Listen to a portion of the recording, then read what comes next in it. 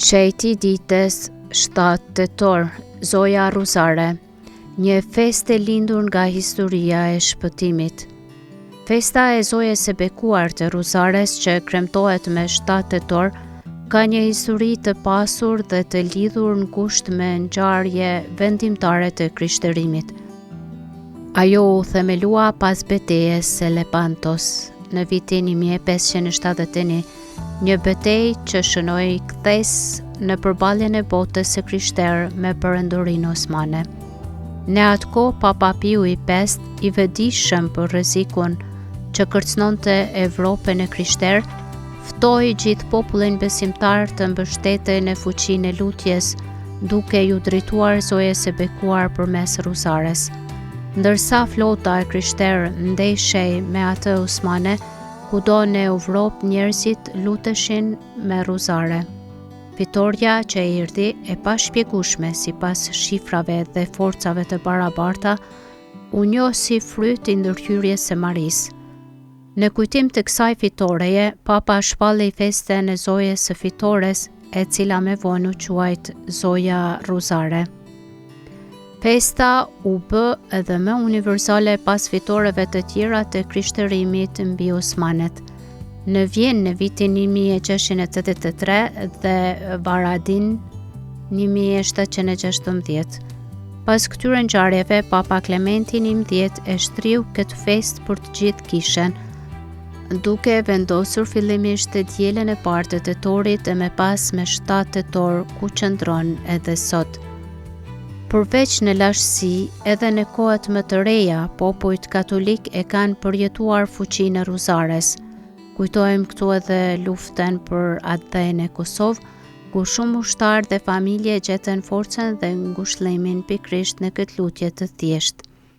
Kështu Ruzaria ka hyrë në historinë e fesë jo vetëm si kujtim i betejave të armatosura, por edhe si një armë shpirtërore që sjell fitoren e hirit mbi mëkatin, të dashurisë mbi urrejtjen, të paqes mbi luftën.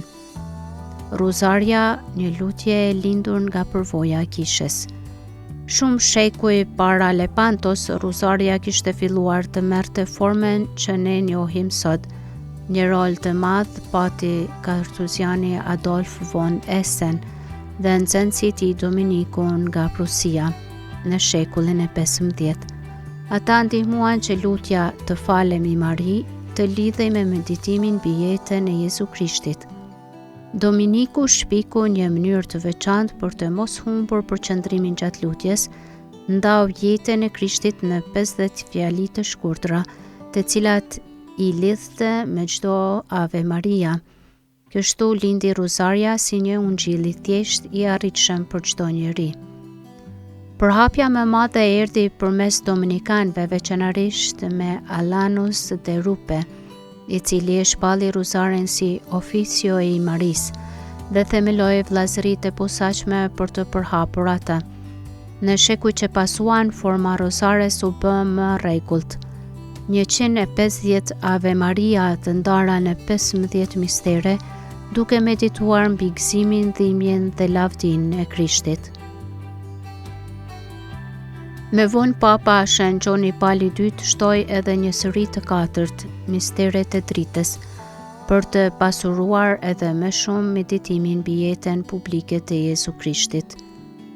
Kuptimi shpirtëror i Ruzares. Papa Pali VI paralajmëronte: Ruzaria pa meditim është si një trup pa shpirt. Ruzaria nuk është një përsëritje mekanike, por një rijetim i ngadalshëm dhe i përqendruar i lutjes që na lejon të hyjmë në zemrën e ungjillit. Ajo është një shkollë e thjeshtë, na mëson përvojtëri, durim, përqendrim dhe mbi të gjitha të shohim jetën me sytë e Marisë. Çdo të falemi Mari është si një hap i vogël në shoqërinë e Marisë që na çon gjithmonë te Jezusi. Çdo dhjeshe e Ruzares është si një dritare e hapur për të parë një episod të jetës së Krishtit dhe për të lënë që ai episod të ndriçojë edhe jetën tonë. Ruzaria në jetën e besimtarit. Ruzaria nuk është një lutje e kufizuar vetëm për manastiret ose për momente të veçanta. Ajo është lutja e popullit të Zotit. Në familje, Ruzaria është një bekim që sjell bashkim dhe paqe. Në kohë vështirësi, ajo është një mbrojtje dhe ngushëllim. Në jetën e përditshme, ajo bëhet një shoqëruese e heshtur në rrugtimin ton, duke na kujtuar gjithmonë se nuk jemi vetëm. Shumë shejtër e kanë pasur Ruzaren si shoqëruese të përditshme. Shën Piu nga Pietrelcina e quante atë armë që mposht djallin. Shën Gjon Pali II e quante lutje të dashur dhe e ftoi gjithë kishen ta rispulonte si mjet të fuqishëm shpirtëror për kohët moderne. Mesazhi për ne sot.